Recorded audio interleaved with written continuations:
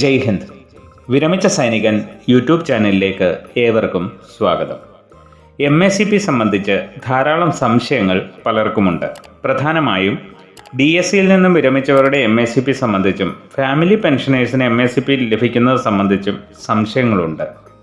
ഇത് സംബന്ധിച്ച വിശദാംശങ്ങളാണ് ഈ വീഡിയോയിൽ. ആദ്യമായി MACP ആർക്കൊക്കെ ലഭിക്കുമെന്ന് പരിശോധിക്കാം. 1 ജനുവരി 2016 സർവീസിൽ ഉള്ളവർക്ക് മുതൽ എല്ലാവർക്കും MACPയുടെ ഗുണം ലഭിക്കും.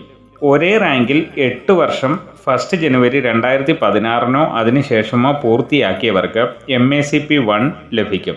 16 വർഷം പൂർത്തിയാക്കുമ്പോൾ MACP 2 ലഭിക്കും. 24 വർഷം പൂർത്തിയാക്കുമ്പോൾ MACP 3 ലഭിക്കും.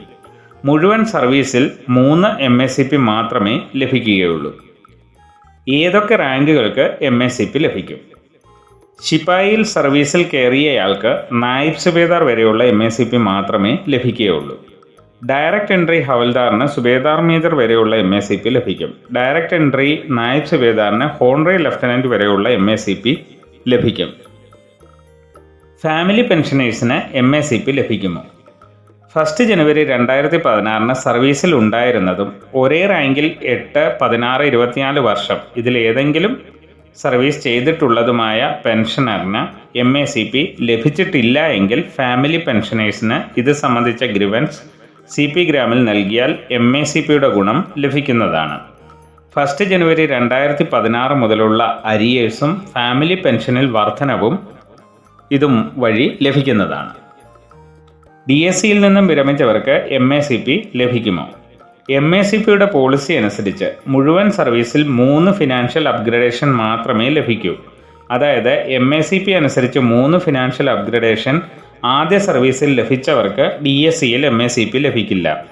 ആദ്യ സർവീസിൽ 1 MACP ലഭിച്ചവർക്ക് DSC സർവീസിൽ മാക്സിമം 2 ഫിനാൻഷ്യൽ അപ്ഗ്രഡേഷൻ ലഭിക്കും. DSCയിലും ശിപായിൽ സർവീസിൽ കയറുന്നയാൾക്ക് മാക്സിമം നായിബ് സുബേദാർ വരെയുള്ള അപ്ഗ്രഡേഷൻ മാത്രമേ ലഭിക്കൂ.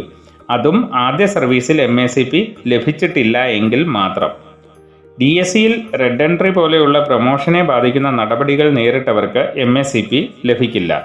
പ്രൊമോഷൻ അൺവില്ലിംഗ് ചെയ്തവർക്കും DSCയിൽ MACP ലഭിക്കില്ല. വീഡിയോ ഇഷ്ടപ്പെട്ടാൽ ലൈക്ക്, സബ്സ്ക്രൈബും ചെയ്യുക, സുഹൃത്തുക്കൾക്ക് ഷെയർ ചെയ്യുക.